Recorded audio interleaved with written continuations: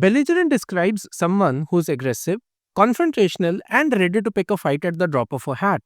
Whether it's a person who's always arguing or a country gearing up for war, being belligerent means you're not exactly the peaceful type. If someone calls you belligerent, then they're basically saying that you're quick to anger and tend to make situations worse. In international relations, a belligerent country is the one that's actively involved in an armed conflict.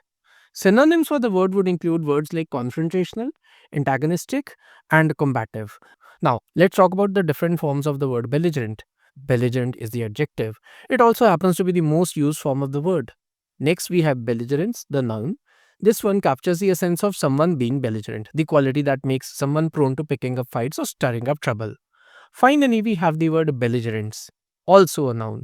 This term refers to the parties involved in a conflict. So, when countries are at war, they are often referred to as belligerent nations. Let's have some examples to understand this word better. The belligerent tone of his voice made everyone uneasy. His belligerent stance in negotiations caused a breakdown in talks. The country's belligerent actions led to international condemnation.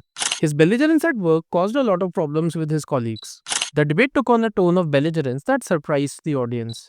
The peace treaty was signed by all belligerents involved in the conflict. To summarize, belligerent describes someone or something that is aggressive, confrontational, and ready to pick up fights, often escalating situations and making things worse.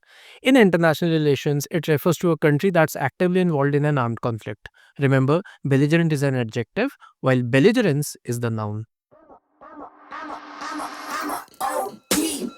Know that they ride or die. I keep boys by my side. Know that they ride or die.